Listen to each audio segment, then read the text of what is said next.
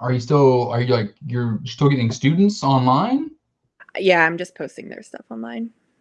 Like, are you not mean like visual, like Um, login kind of live stuff like that? no, so they're at the actual school. I Hmm. met with one group on Monday, but other than that, like they just have work to do and I posted video lessons for like the new material, but then they're Uh-huh. working on that on their own. So Like, are you giving them like a lot of work, or like, is this like just they like a still have like this is still part of their curriculum? It's like it's still like, yeah, like oh, you they're got expected to everything do in like a class, but full also class period of work each day. okay, Yeah. that's pretty dope. Yeah. I'm sure they don't think so, but Like, go to school and then go home and like do online stuff as well. well, so they're like they'll still I have a sub right now. So like Hmm. they do my classwork at the actual school or they're supposed to anyway. So Hmm. I guess it's one way to do it, huh? What school? I mean, what school are you at? Miller. Oh, okay. You're not far from home at all. That's not Nope. bad.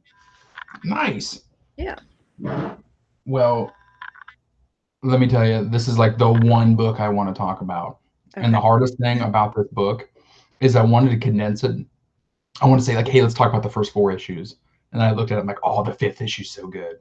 Then I'm like, I need to talk about the sixth issue, or people want to understand like the dichotomy of the two characters, you know? And Yeah, then so I've read everything except for the most recent two because I found the ones I was missing online. you need 20 and 21. Yes. Okay.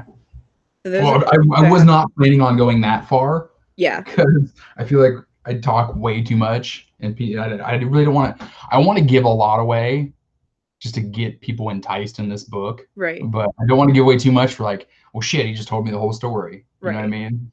And really like there's not much of a I don't know, story until like 8 or 9, right? Like that's when we actually see like Like, it's like we say there's a story, but like it's stories with an overarching story right. that if like only if you care to delve into it, it's there. It's kind of how I'm feeling. Yeah, and then I mean, so we find out more about the past of the ice cream man, um, but not for a while. Right. Like, and it doesn't make it seem like we're ever gonna really find out things, but then you start to, and I'm really intrigued by it because they haven't Yeah. still haven't given us very much. No, I Other don't than think there were like so. 2 issues back to back where it was like just Exactly. that. Well, I mean, let's just jump right on into it. Let's Yeah. see, and boom. Today we're talking about The Ice Cream Man, written by W. Maxwell Prince. I don't know if you've read anything other by him. I have not. I haven't. I've been made aware of a few of his books. Apparently, he wrote a real nice one a couple years back called like One Night in the Library, Hmm, and that's kind of like what got his name buzzing, and then okay. it gave him this title. Martin Morazzo. I heard that he did a book with W. Maxwell Prince before this. Oh, that's Um, cool. I really do like his Art. shaky yet like cleanness of his Yeah. art. He I don't know. It's hard to explain because it's like it's real, but it's not. Like it's Right. solid lines, but it's just a little kind of like just not even cartoony. It's just like it's like it could be an animated series or it should be an animated series, and you're reading it as such. Maybe Yeah. No, I I know don't what know. you mean. It's hard to I don't know. Put your thumb on that one. Um, so this book is an anthology series. It's an anthology series. Um, but I mean, I think that the problem with anthology series, it's hard to keep them consistently good, and I Yeah. think that's the thing that this knocks out of the park. Like even if you got a certain issue that like doesn't speak to you or like radiates to you, like it's still got a story in there that's keeping you like, what the hell is going on, or like, are Right. they are they doing this just to be weird? But like, again, it's that book that's its anthology series that if you're paying attention to the characters and if you're paying attention to the background, there's a whole other world going on back there. And if again, anybody can pick up any issue of this book, I think if you walk into a shop, grab issue 16, it's again an anthology series. It's a self-contained story. But for readers of the long haul, like the big long arc, I think it really rewards a lot of people to it. I really do. Yeah, I do too. And do you think there's going to be like a big payoff at the end that we're going to get that? I would. It's hard because I mean, this is a book that really wasn't publicized, and obviously it just knocked it out of the park. And obviously, and it's doing awesome numbers. I mean, it's at Image. It's any Right. book, any Image number one's doing sells great, but this book is selling consistently great. You know what I mean? Hmm. I think the thing I'm really waiting for is Image Comics does those collected editions so well, Yeah. and we're 4 trades in and haven't got one. So I'm really, really excited for that. Yeah, I have the first trade. So that's what I picked up first. Mm-hmm. I can't remember. I mean, I would have just seen it at the thing or at the Mm-hmm. Laughing Ogre and was really intrigued because the title stands out. Right. You're like, what could this possibly be about? Mm-hmm. And then when I said that it was a horror, I was like, well, I'm in. So that's really all I need is an intriguing name with horror attached to it. Right. I think with this book as well. I mean, like I said, it's killing it. It's knocking it out of the park. I think it's one of those books that's going to be appreciated even more once it's over. Yeah. But also, I don't want it to be over anytime soon. No, I You know feel what I like mean? there are still so many stories, but also like how much can one town take, man? Okay, perfect. So let's talk about this. Like the the parallels I get for this story. One second. The parallels I get with this story is think of it like the Twilight Zone. Hmm. I'm a huge fan of the Twilight Zone, and every episode you get something, and then there's Rod Serling, just the man in the suit smoking a cigarette that no one can see, right? Hmm. Like imagine if Rod Serling was the facilitator of all the evil and eerie stuff in this book. What if he I could Listen, reach I out have and to put tell things in you, play? Okay. I've only seen one episode of The Twilight Zone because it What? scarred me for life. Which one? So I've seen some of the newer ones that Jordan Peele has done, and I think I it's like really them. well done. They're good. Oh yeah. But I've always meant to go back and watch it.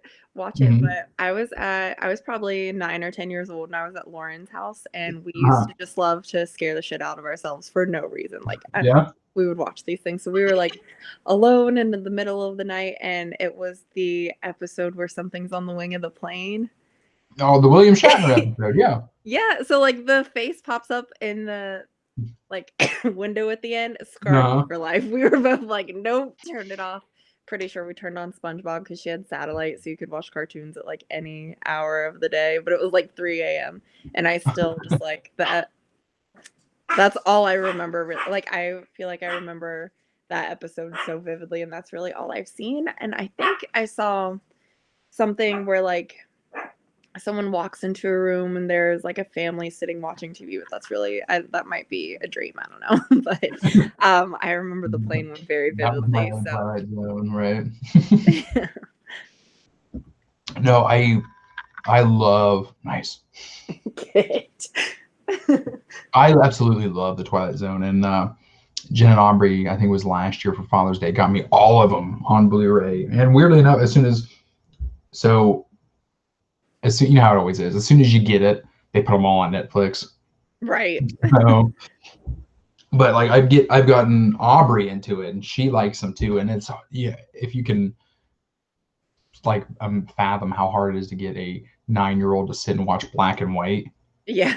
I love them, and I think she feeds off that I love them so much. Hmm. But no, like like I was saying, like there's something about this book. Like I said, if Rod Serling was the narrator or the the the ice cream man was this narrator, and but he's like I said, Rod Serling always comes in, appears in frame, and sets up the spooky eeriness of it.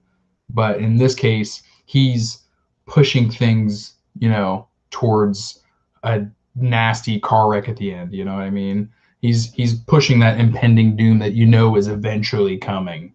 He's setting forth these plans, and I think that's freaking awesome. And honestly, I think in some of these issues, the way that their storytelling is, and believe me, I do want to get into some of these like crazy. Oh, lost you. I'll hold one.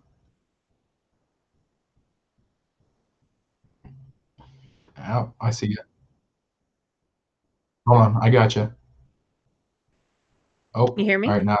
Yep, I can hear you. Okay. Yeah, I don't know what happened. It just Boom. There we go. okay.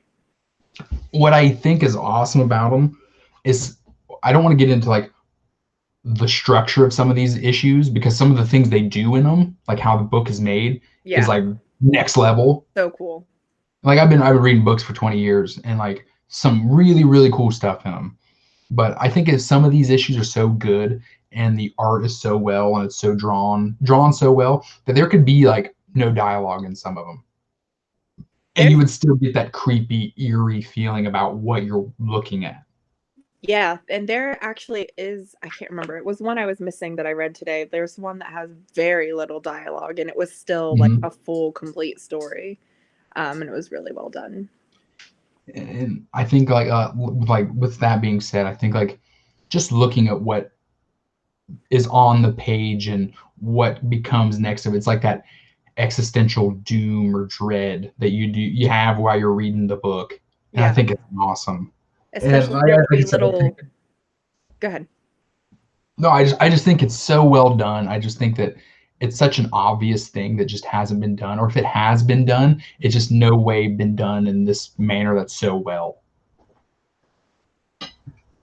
Yeah, there are some really cool little clues too that like a lot of themes that'll be repeated. So when you see something, you're like, oh man, Oh, absolutely. this is where it's going to take a turn. But there are like just some really cool details. Like I noticed today, in one of the panels, the guy was like in his boxers, and instead of saying like the name, like whatever brand on, sorry, Oh, you're fine.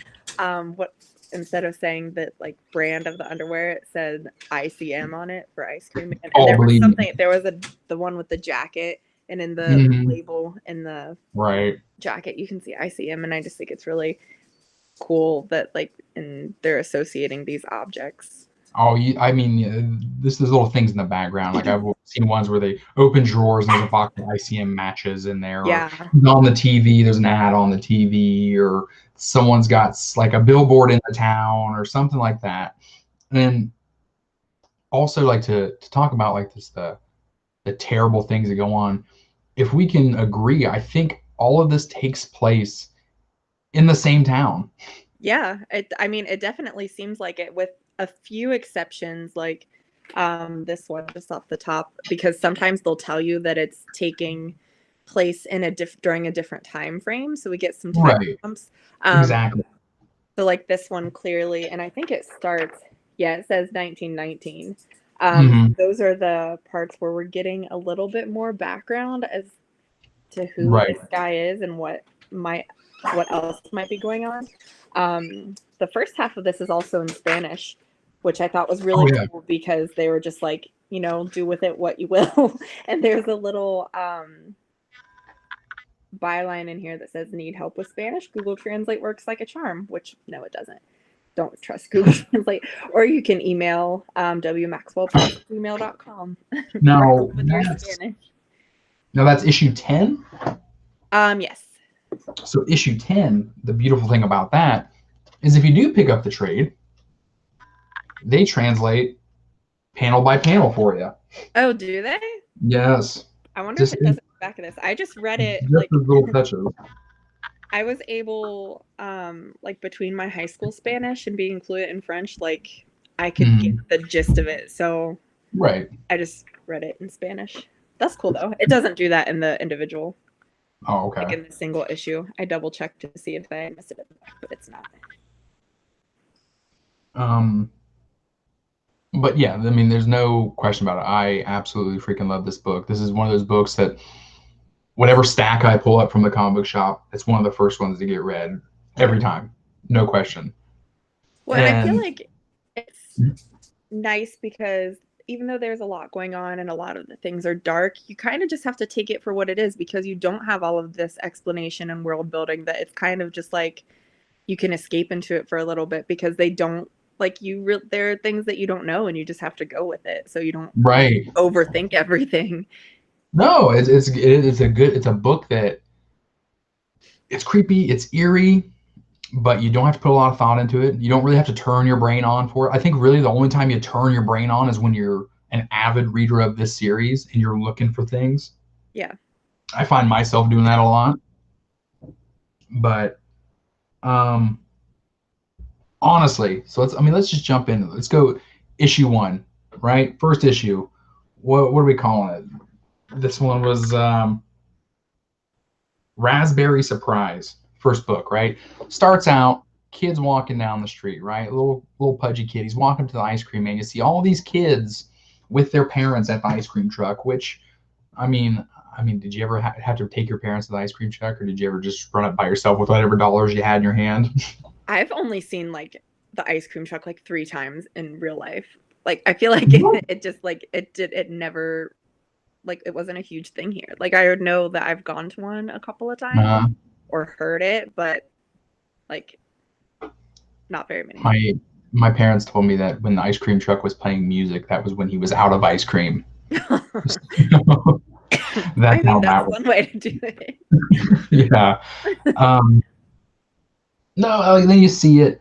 You see the kid. He's walking up. The ice cream man even puts on this front because you don't know what the story's about yet. The kid he puts on this front like, "Hey kid, where's your parents?" And he's like, "Hey, I don't need no parents." And he's like, "2 scoops of chocolate." And he's like, "Hey man, I like the cut of your jib. Here you go." And then the kid starts to walk back, and you almost get this like dictionary or like Encyclopedia Britannica kind of definition of this crazy Brazilian spider. And you're kind of reading, you're like, what the hell does this got to do with anything? Like, what does this got to do with this little pudgy kid in his ice cream, you know? And they describe the spider that it's like the most venomous spider in the world. It's so much that it will give you like instant rigor mortis from this venom bite or from this spider. Like, okay, here we go, exactly. And it's just going on and on. And like I said, I read it and I was just like, why in the hell do I care about this spider? And cut to bam, you walk in and you see his parents like that. And you're like, oh, that's what this book is. Yeah.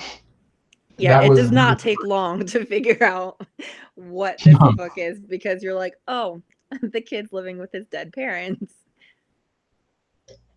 and if you see, I don't have it in front of me, but if you see it, he walks in, he walks past the television, and there's the ice cream man commercial on TV. Yeah, and they like that happens a lot in here. And then the one where they do like the different reality shows, then those reality shows Yes. start popping up in the other issues like in the background. And I just think it's so cool. Um but yeah, we're at the police station.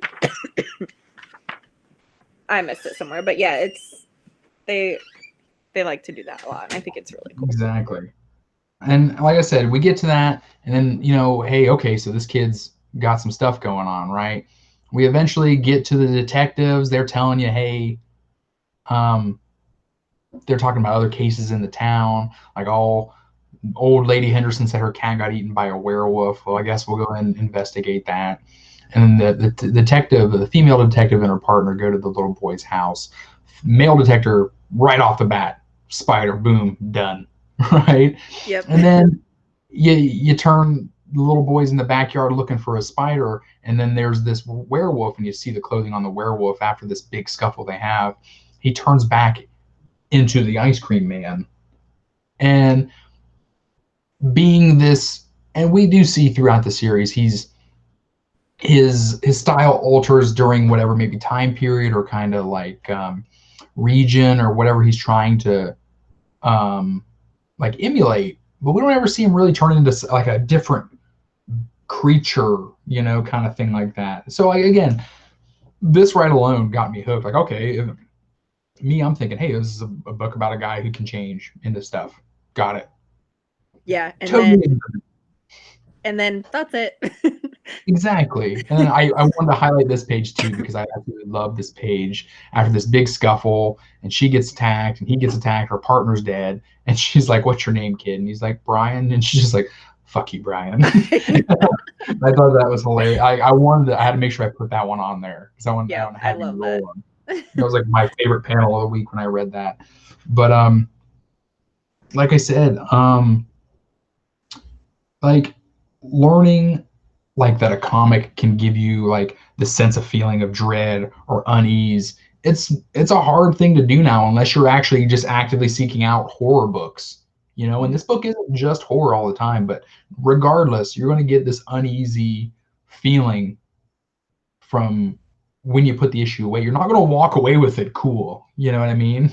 No, I Very mean, rare so indeed. I reread a lot of it today, and I gotta tell you, Right. sometimes it's a downer because that narrator is really like a lot of times we'll be looking at things, looking at basically the meaning of life, and it's always like nothing matters. And I'm like, well, thanks, man.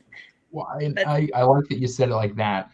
So two comparisons I want to make to the same thing really is it reminds me of like a Black Mirror, if you would, if you've seen that television show on Netflix. I have not watched it. So Black Mirror is like the 21st century of Twilight Zone. It's all based on technology, but all these terrible things, right? And it's a show where I'm a guy who loves the Twilight Zone, but it's a show that has never ended well for anybody. It is me, who I think I have a pretty, like, I can handle stuff, you know. Yeah. I can only watch one episode at a time because afterwards I'm just like, shit, like just walk away from it. I'm like, man, I Drained. feel like an ass, you know. I feel terrible. It's kind of like that. Okay. And the funny thing about it is, I did the other comparison with the Ice Cream Man and Black Mirror because the Black Mirror was bold. They did an episode where they had some dirt on a government official in the UK, and they forced this guy to fornicate with a pig. Right. So Because why again, not? Out I of all the things understand. you could do to blackmail someone. Right. So like I was like, you know, wow, that's really bold to come out of the gate first episode, which couldn't believe it. But it was definitely bold and unique in the way they did this. Hmm. And to be able to transition to the next issue and flip it completely on itself, I think Yeah, it was honestly, very good. the entire like just the scene with him living with his dead parents, like that could have been an entire 6-issue arc. And Boom. instead, it's just this very Exactly. small part of the first issue. And they give you so much information. And again, you just have to take it for what it is. Like, yeah, there was a werewolf in that one. There was also a venomous spider and a boy living with his dead parents and a woman with the skeleton of her cat in her purse. Like, there's just so Exactly. much in like these 30 pages, and you just have to be like, all right. And like I said, I love that, like I said, we talked about it briefly, just like this thin, um, loosely connected, like connective tissue. Like all these stories are standalone, but there's, like I said, that's the backgrounds, this just this thin connective tissue that keeps all this together. But um, we'll go right. Like I said, this is like, oh, okay, we read this issue. We didn't know what this number one was. We've got an idea now, and then we jump to the next issue, which Yep. is And then, totally not the case. boom, new characters. Exactly different, right? We're talking issue one. We've got monsters, spiders, death, um, but the narrative for this one switches to, you know, sorrow, sadness, you know, self-destruction, and you're like, "Whoa, shit!" You know, this is what this is. I'm in for a treat. I'm in for a book where I don't know where it could go week to or month to month, but at the same time, I was nervous because, like, man, I wonder if they're doing too much. Is there a connected story? I get it's an anthology, but can they keep it up with that? And I think they do. And like I said, this one, you get werewolves and killer spiders, and then you get self-reflection and self-destruction and all this and that. It hits that other piece of you that you fear. It hits that other part in you. You're like, oh man, like you again. We walk away every issue just feeling unease. Right. And that a lot of times, like, it's the people that are putting themselves into their own situations. I do think that the narration in this is really cool. Like, it's really believable that this is like stream of consciousness. There's like no punctuation, and it's all just like these ramblings of this desperate woman. Yeah, I really didn't pick up that. Now that I'm looking at the this dialogue on here, yeah, you're absolutely right. It's Yeah, it just you. flows over from one into the other, like into the box. And like I said, we get this story about these two individuals who are very self-destructive in nature, and they're drug users, and they started out as you see at the bottom of the panel, they were like two normal upstanding individuals, and they take a different turn. You see them falling in love and this and that, and drugs and substance, all that tears their world apart to where I believe it is the boyfriend who's dying, and they'll do anything for their next, their next what's the word I'm looking for here? Fix. Fix. There you go. Their next fix. And she realizes her boyfriend's there dying, and she's out, and you get a small side story. I don't think I have many panels of it in there. You get this back and forth between a married couple. There they are. Yeah, and they're just old, having old people arguments, but they're loving and this and that, and you just see that type 1 kind of life, type 2 life. They can kind of collide at any point later in this book, in a sense, while she's Good out choice trying of to. word. Yeah, I think so. Yeah, and then um, she's out trying to. I mean, anyone's interpretation, find her next fix or help her lover that's could be dying there, and she walks into sees the ice cream truck, and what does she do? She steals the ice cream truck, and don't want to give too much away, but terror ensues, and bad things happen to good people, and let's say that all happens, and then of course she comes back home after a terrible deed is done, and who's there? None other than the ice cream man, and proposes a proposition to her, and depending on everyone's choices are different, especially if you're living in a life of addiction and this and that, and it's do I save my loved one that I've been through for so long, or do I indulge in these terrible things that I do? And like I said, I don't want to give too much about this one. This one really surprised me. Yeah. I Um, would like to say, like, I think they do a good job in these earlier issues of mhm, establishing him as like a presence, because there are other issues where mhm. it's not as obvious that the ice cream man is there. Like where you have to look up things, or just using like based on what like, okay, this is probably his dude, Right. but where we don't see like him just sitting on a couch and being like, hey, I did this. Oh yeah. Yeah, he's definitely. Um, yeah, I think he's definitely taking a back seat on this one. But I think early having this done in the second issue of this series like that, I think it's a smart move. Yeah. Don't show all your cards early, or don't show the levels of your madness just yet. And so we've gotten monsters and horror in the first one. We've got sorrow, sadness, and self-destruction in the second issue, and then in the third we get to this one, good old-fashioned vanilla.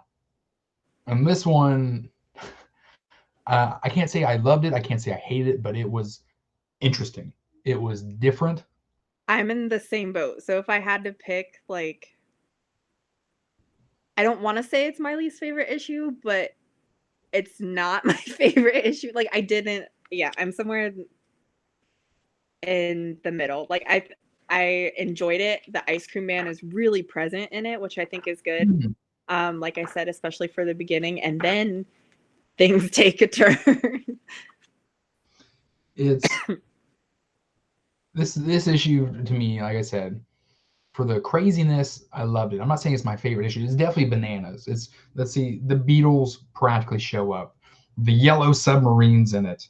Um, in and this one's about there's a point in your life where you realize that you're kind of past your prime, and or you're full of fear of what do I do now, or maybe regret or something of the sort. But this guy, he was a rock star back in the day, and he's known as kind of like a one-hit wonder, right? I can't remember what the title was, like Rock All the Time or something Yeah, of the sort. rock all the time. Right. And he's just spending his day, having his coffee at this diner, day in, day out, and kind of just the whole same mundane routine. And he gets into a tangent about it. And then at this diner, and who walks up? None other than the ice cream man. He says, "Oh, hey, I was a big star." He's like, "Really?" He's like, "They did my story in like 15 different languages." And it's kind of the great, they set this up perfectly. I hope you picked this out. I don't want to blow your mind too much. I'm sure you did. I got you last week on James Tynion. You did. I want to see if I get you on this one. So they're Okay. talking. He's like, it's a back and forth between him and the ice cream man. And he's like, they did it in 15 languages. He's like, oh yeah. And he's like, even in Portuguese. And then he says something in Portuguese right there. Did you read what that was? I And did it's so not look subtle. at it. If you look at the next panel after he does that, he continues on in his self-pity and self-wallowing. But he's like, even in Portuguese. Then he goes, something, something, something Portuguese. I'll Uh-huh. translate it for you because I wrote it down. Okay. I see It's the word to eat. That's all I can. so he says, even in Portuguese. Then he just goes, I will eat the skin of your children I in love that. Portuguese. And he just continues on, he didn't acknowledge it, and just goes on in his self-pity and his wallowing. I was like, whoa. I will eat the skin of your children. Yeah, I should have taken more time to look at that because that's really interesting. And like I said, like he just, I had to Google Translate it on my phone. Yeah. So I mean, obviously, but like I said, this issue alone, it's just like he you see that it was the ice cream man there that gave him his coffee, and then you go on, you see he goes. I think I kind of picked up on early what was happening. He obviously was doing this daydream, and he goes to this crazy ice cream planet, and he's got to write a one-hit wonder that's going to save the world, right? And you're like, okay, like I get what this is. I don't feel like it's going to be a Freddy Krueger thing that this guy can die in his dreams or something like that. But Right. again, it falls on um the theme of it. It's just like this guy's hit his prime. He's feels like he's no more, no, not of use anymore, this and that, and he's going to do this fantastic voyage. And then guess what? At the end of the issue, it's going to come to a screeching halt and realize it's all for nothing. Yep. Um, like I said, boom. Like you even get the Beatles, you get the Yellow Submarine in it. Iggy Um, Stardust, man. say it again. Iggy Stardust. They got both. Yeah, I think I threw that one on here. Boom. There's Iggy Eleanor Rigby, Stardust. Captain Jack, Rocky Raccoon, Major Tom, Ziggy Stardust. Like they're definitely talented individuals, and to do this. I mean, I don't think you've ever read a book where you expect to see Rocky Raccoon and Eleanor Rigby in a book, Yeah. and there's her face in the jar. But like I said, it's different, and I hope that something like this didn't and it's not like I'm writing it. I hope an issue like this didn't shade or like shy people away from the title, because I mean, you go to horror, then you get like I said again, like surrealism, and then this is just way out of left field. Yeah. But no, with that, I was going to say was exactly this. before we go into 4, I'm going to go on a limb and say, as a guy who reads superhero comics still, and Marvel and DC, they do ample amounts of hollow covers and variant covers and this and that. The original covers, and if you're lucky enough to get a hold of it, the variant covers, these are some of the best covers in the game. I really do. They're really cool. Yeah, I have one variant because I didn't realize that I already had the issue. So this is issue 12. So like here was the first issue. Oh, and then the variant cover. Oh, nice. Real dark, yeah. It's funny. I didn't intend on going over 12, but that was one that like really hit my sci-fi. Yeah. Because like I feel like they took it like this book is going to be for sci-fi lovers, and they hit all those perfect chords. Yeah. But I didn't even go to cover that one. But like I said, here's issue 4, and like I said, it's just a simple cover, but the colors are perfect.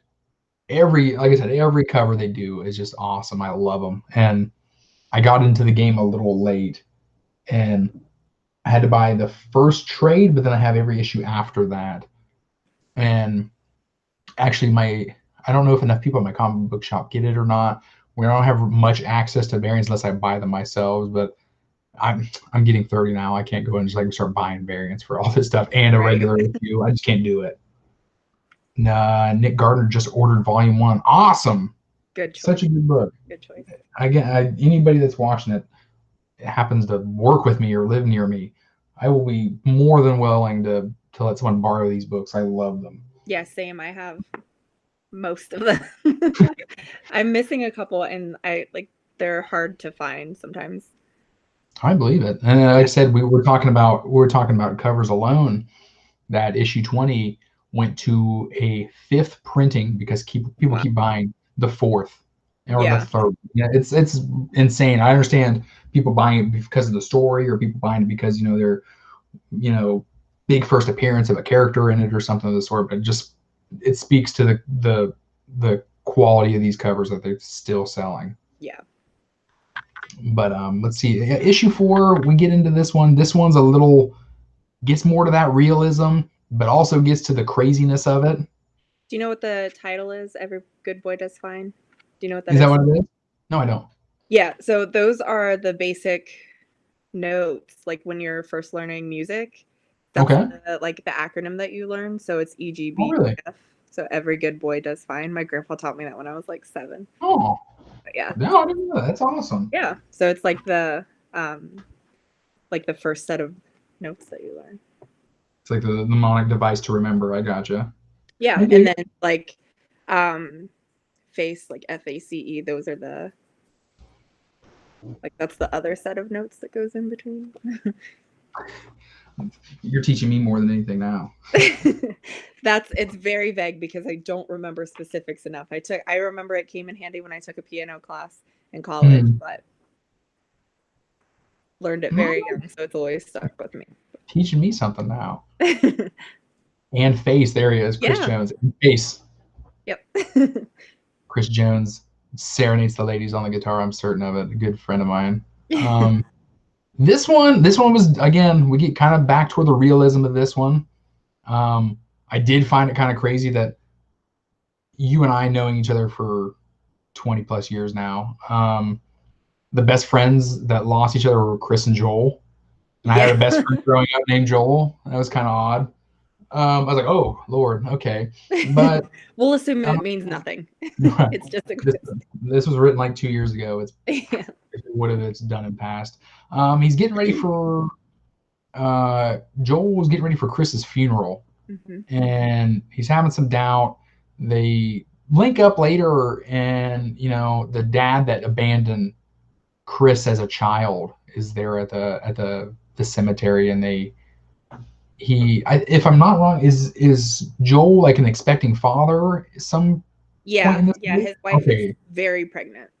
So that's what they get to having drinks, and he's so surprised that this father could leave and abandon his family, and of course that's playing on him becoming a new father and this and that, and that's the end of that one. Hold on. But then it gets crazy, and then all of a sudden you just flash cut to Chris, or to Chris, Yeah. and it's like if this book was losing you for its realism, and it cuts to this, and you see that crazy lickety split ice cream monster there, like you're like, okay, it's back. Like I got it. I remember what this is now. Well, and they're just Yeah. it builds because you have these red narration boxes that you don't know where they're coming from. Right. Saying, "Is this hell? Am I in hell?" And there are dogs everywhere. I'm sorry. And the and like you don't know where that voice is coming from. And then I just love like some of the things it almost feels like they're trying to be playful, and I think they're so cool because then it flips over and it's just like, and now a brief and unpleasant interlude, and then that's when it Exactly. goes into all the really weird dark stuff, and They're you're like, okay. they're definitely taking like full pride of being able to take you wherever the hell they want to take you in their Mm-hmm. story. And like I said, with that, they just own it. You know what I mean? Yeah. They really do. So again, at the end of the story, that's when we finally see the ice cream man and his protagonist for the first time. And he's a cowboy named Caleb. Yep. And he kind of just goes up and gives him the whole like, hey buddy, I know what you're doing, and there are rules, and I know you're breaking them. So now I'm here, and I'm going to make sure I keep you in line. You see that the ice cream man's visibly concerned about it. Yeah.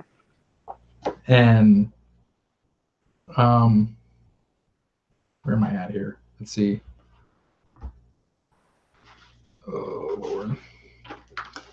And so he's like, yeah, man, hey, I'm not going anywhere either. I know what you've been doing. Here I am, and I'm not gonna get away with it. And I'll be around. And you see the very end, he's actually like gripping the ice cream truck so like hard, he's actually putting a dent into it. Mm-hmm. And then he gets that full panel of him walking off, and then there, of course, there's that music note at the end, right? Yeah. And they play that off so well throughout. I mean, 21 issues now, and you always it's the hard thing too, because like I said, well, I mean, maybe you know the notes. I don't know music notes. I don't know if music notes with any correlations of colors have anything else to do with No each other. colors, Or not that I know of. I'm a comic book guy. I'm not a music guy. I don't know. I'm not no clue. You know what I do love though are these back panels of every Oh issue. yes. So they always have this like tiled appearance to them, but there's Mhm. so many little details that relate to the issue, and they're so cool to look at. Yeah, it's like they have like this really awesome, almost like wallpapering to each issue. Yeah, they look like it's almost like someone took really ugly wallpaper, and it's one of those things where you have to look closer and then you realize, oh, there's a lot of stuff going on here, and they're always really cool. I would And put that on my walls in my house. right. And then like I said, I mean, just looking at some of these damn covers in the back, like I would kill to have some of these. I'd love to find out if the dude has a art distributor anywhere, if he sells any of his artwork, because that'd be awesome to get a hold of an original of anything, really. Yeah, so I know that he was at NYCC last year, but he was not at his table when I went by. Oh, But I don't remember if he was selling originals there or not. mm-hmm. Most of the people there were, and it was really cool. Oh, I can imagine. So that was the first trade, and like I said, I wanted to um stop at the first trade. I didn't know what I mean. We're already at 45 minutes, but Yeah. I'd have to talk about 5 because 5 is when these characters actually, let's say, come out and alter events that are happening in the story. We've got issue 5, and you look at the cover, you're like, oh shit, you know, I have Issue an idea. 5 is so cool though. It's one of Awesome. those things that like that we talked about, like that you don't want to give away a bunch of the ways that they set up things and make issues really unique, but this is definitely one of them. It's definitely it, and I feel like you've got the first 4 issues. You're still getting your feet wet. You're still trying to figure out what it is, and I'm sure in like a writer and an illustrator thing, you're still trying to get a reaction, looking at your numbers, what's selling, if it is or it isn't. Maybe you should fix things, but I think issue 5 is like right where they start to hit their stride, their creative stride. Like, mind you, Yellow Submarine, the Beatles was creative. Got it. Not for everybody, but creative.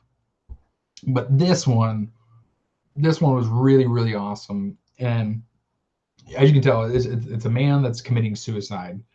You know what's going to happen. The story takes place. But you don't. Right. You think you do, but you don't. And this whole story takes place as he's falling from the top of the building, which is super crazy, so right? It's counting down the floors, and it's really cool. Exactly. And he's talking about all the terrible things he's done or what he's remorseful for. But as he's falling, he sees all the impending doom or all the terrible things that's happening floor by floor.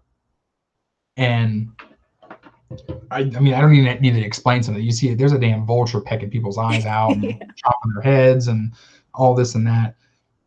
And honestly, it's talking. I'm sure it's as W. Maxwell Prince and Martin Morazzo. I mean, I'm sure this is like some sort of commentary about the 9 to 5, right? In some sense, probably. If not, I'm just pulling it out of my ass. But it's probably something about the 9 to 5. But page by page, he's getting closer and closer to Splat. And then as you're inside, you begin to follow this young woman around, and as she's trying to leave the building, as the same gentleman is falling down the building, and you're almost following them both at the same time. And that was extremely clever. And you see all the crazy, terrible, there's a decapitated head. Like I said, I don't want to get too much into it, but the significance of one, like I said, I feel like they're really hitting their stride on this one. And then this is the one where actually one of our 2 main characters can actually come and touch and interact with the terrible things that are happening. So, and I thought that was really cool. You get the issue before where he's just like, hey, I know what you're doing. I'm going to put a stop to it. To him actually coming into the role and saving someone's life. Yeah. I don't want to get too much more into it. Obviously, what happens. I didn't really want to put that one in there, but like I said, you're on a journey when you know what the beginning is, what the end state is, but it's such a great way to keep you involved between jump and splat that you care. Like, oh, I know this guy's jumping, but I give you that filler in the middle there that you actually give a damn about, and I think that's hard to do, but done super well with these guys. Yeah, for sure. What else I throw on in here? Let me see. It's obviously so small on yeah, I don't have this one. He does say something. He does say something at the end that I really enjoyed. He says, oh, that's why I really enjoy it. You see the box up there. It's like a narration box, right? The Ice Cream Man's narrating this. And at the very end, the young girl gets out of the building and Caleb saves her life and gets out of her. And he's narrating. He said, I see all the good things you're trying to stop me to do. I get it. He's like, but I've got news for you. It doesn't matter. And he says, by hook or crook, the bugs will get their supper. And it takes and he just goes, breaks the fourth wall and just goes, shut up. And the girl's sitting there. She's like, what? And he's like, wasn't talking to you, darling. See, go get some rest now. And you're like, okay, that fourth wall break, it's super cool. And like I said, everything damn about this book is super cool. And like I said, the art kills it. And this was the last one I had to talk about. I got 2 honorable mentions at the end of it. We only got like another 10 minutes, but I got to get through it. But this one is another one that 20 years of comic book reading, like, it's different. It's cool. And I can't say I've ever seen it done before. And just look, like, right off the bat, we have, like, this ice cream imagery with the Neapolitan collars right there, like, Exactly. the guy in the bottom art. And tell me if I'm wrong, but this is a story about this young man who bears a remarkable resemblance to Chris from issue 4. He does. And it could very well be him. It could. Like, there are a couple of times where I'm like, is that this guy? Even, like, sometimes it's just a passing character, and Mm-hmm. you're not too sure, but then other times they very clearly show up. I have this theory, like I said, I feel like this is going to be a book that's going to be sadly appreciated more once it's all done, said and done, and all collected. And you But can I do go back and see all of the things. exactly. I Yeah. do get this feeling that all this stuff that's happening in the background are these characters that are in other stories that appear in the background of other issues. I definitely we're getting this like Pulp Fiction Tarantino effect. Yeah. Like you're getting them out of order, you're getting their lives. This story is happening, and it's just touching the branch of this other person's doom and terrible things that's happening to them. And I Right. think it's super crazy. But issue 6, right? Strange Neapolitan, right? Mm-hmm. And Neapolitan, talking 3 flavors, right? Well, 3 flavors. Let's talk 3 paths, right? One path might be a companion that's a dog. One path might be you'll find the love of your life, and the other path might be I don't even know what the hell that is.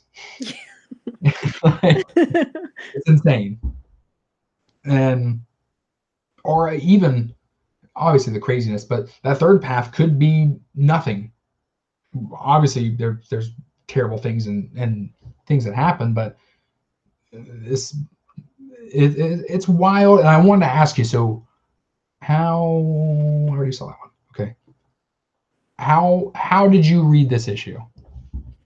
I read them. So, like, do you mean, like, did I follow one path and go back and look at the other? Or Exactly. I read them all simultaneously. So I would just look at each path, like, okay, at this point in his life, it could be this, it could be this, or it could be this, because we see, like, the progression throughout. Um, but yeah, I didn't read one whole section and then go back and look at the other. So to tell 3 stories at once is an awesome feat, right? Right. Without question. But the fact that I can tell you that this is something that's never been done, I'm sure it has been, but I haven't seen it done so well in this issue, in a book like this. You're giving me 3 stories simultaneously, and then you see on the page, it's literally, what if you went down one road, this one or the other one? What would life bring you? But what we're not saying is this is a silent issue, Yeah. completely silent issue. Yeah. And like we talked about before we even started issue 1, there's so much stuff in this book and eeriness and impending doom that you don't have to put. Sometimes you have to put words in it. You just have to follow the story, Hmm. and they proved it here, right? And So again, I think it's just a testament to how well done the artwork is that they never have to tell you that this is 3 possibilities of a story. Like, and you just, I mean, you get it just looking at this one page that that's what's happening, and it makes it's very clear very early on what's it's happening. it's crazy. And like I said, we follow this individual who gets a cone of Neapolitan, 3 flavors. He could go and take that and go down 3 different paths. And like I said, there's one where he finds love, and there's one where he finds a dog, and there's one where there's nothing but bugs in his ice cream. They love bugs in this series. I think they know he's good at drawing them and making them look creepy. Yeah, they do. I mean, But there's something just like innately terrifying in bugs for everyone, I think. So, now tell me here, boom. How many different characters have we read already that are in this book, in this issue right here alone? right. Exactly. We've got the guy right there. We've got old rock around the clock guy down there. You've got Hmm. it's like I said, I definitely feel like he's just Tarantino in us. Yeah. Or maybe they're just a group of guys who um have fan favorites or just aren't even doing it on purpose. They just want you to be confused in a sense, maybe. Right. I would hope not. I think that would kind of bum me out. But who knows? Let me find. I'm trying to find that actual page. Um, there we are. You've got you've got the guy from the second issue there. You've got Rock Around the Clock guy. You've got Caleb on there. Insane. Love this. Like I said, I can't talk so much about a book that really doesn't do a whole lot, but does a whole lot by not doing a whole lot. Like they don't Right. have to give me much. They don't have to give me much on the page for so much substance that it gives, or it like, irradiates, or however you want to say it there. Um, but I love it, and of course, the book that it is, nothing ever stays great.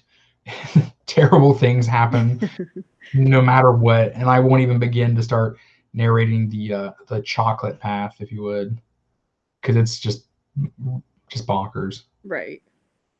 Um, Heyo, is this a suggest read? My dude Hobris, this is a must read. You gotta check out Ice Cream Man. Honorable mentions, like I said, we had to talk about this one. Totally in a different language, but even if you didn't know Spanish, I think you could kind of pick up on the gist of it. Yeah, and they do. So Hard to once they do. switch over to English, they fill in the gaps. Like it's really not. Oh yeah, it's very simple. I would Yeah, have to say. it's not a new concept. No, Basically, no, like no. you can follow. And again, the art's really well done, and then they fill in. You can fill in once they switch in over to the English dialogue. What's going on? Oh yeah, There are absolutely. just some smaller details within the Spanish that you might miss, but it's fine. And then like again, my honorable mention obviously was this one, and of course Palindrome, Yes, it was so cool. a story in which you can read it frontwards or backwards, i.e., a palindrome, and boom. Can't say I've ever seen it in a comic book before, but it works. It does.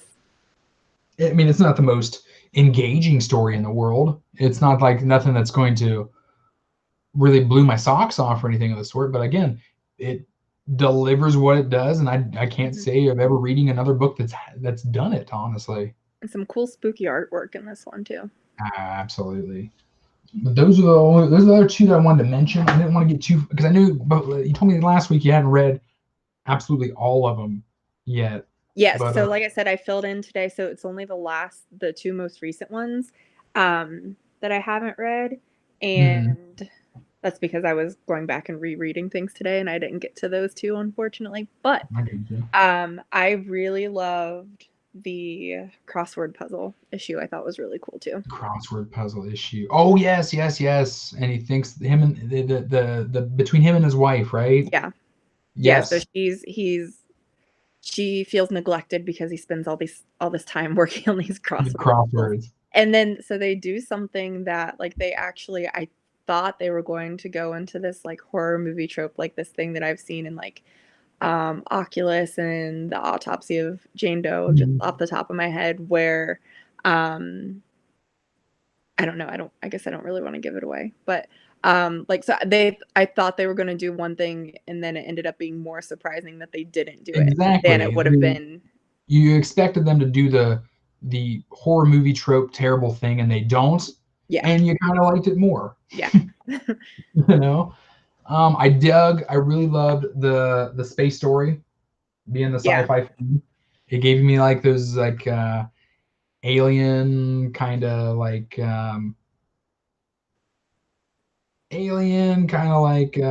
District 9. I'm trying to think of other like movies like that, Dark Side of the Moony kind of things. Yeah. I really like that.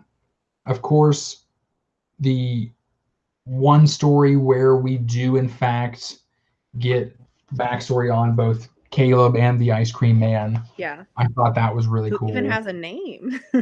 He We find even out. has a name. I don't want to give that one away, but Ice Cream Man, written by W. Maxwell Prince. He does have an Instagram. Oh, let's see which ones you got there. We Okay, I got like that. boom. Look at some of this artwork. Look how So cool. good. Martin Morazzo and his artwork. Oh, see that one. That one's Yeah. insane. Um, one of my favorite books of the year, and to do a seamless segue to if you're available next week. Yeah. If you're available next week, let's go ahead. Here's the rules. Next week, let's not do our favorite books of 2020 because it's kind of a crazy year. We even had a couple months where no books were made. Right. Um, let's do you do three, I'll do three of the best books you've read this year. Okay. Doesn't have to be released this year, just something that you've read this calendar year.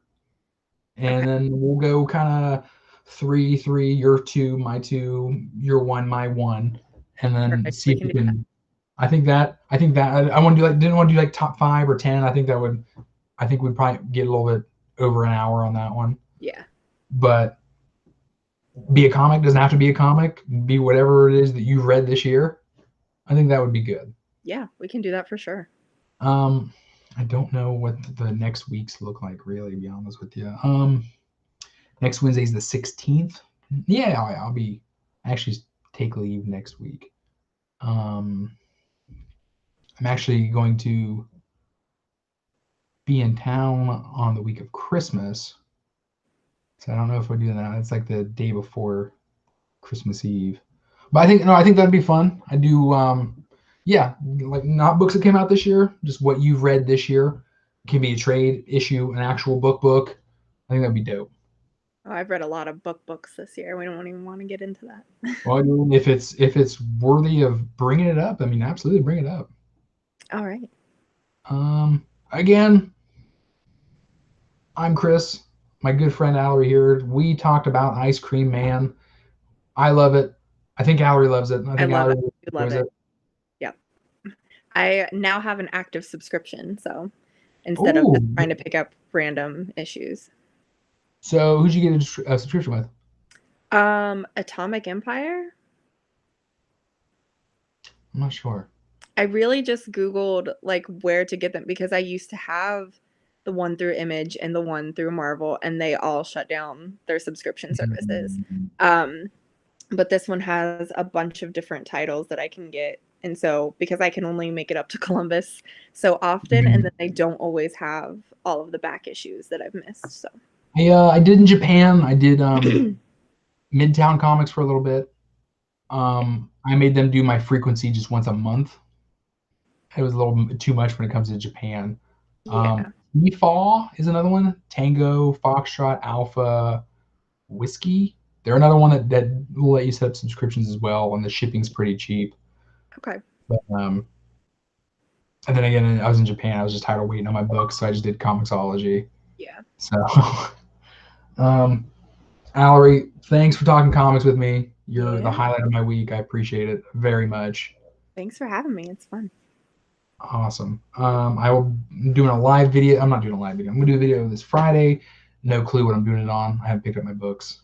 I did hit 200 followers, so I want to do another giveaway. Let me show you the giveaway for my 100 followers. It's quite the gem. So I think these are definitely worth it. My first 100 followers got Jeff Lemire's Sentient. Oh, Really liked it. First volume of The Boys. Volume 1, Umbrella Academy. love Umbrella Academy. Handwritten note. Oh, how cute. Right, and then I did some comics just kind of tailored to the individual who won. I will suggest this right here, especially for you. You do speak other languages. I do. Brian K. Vaughan.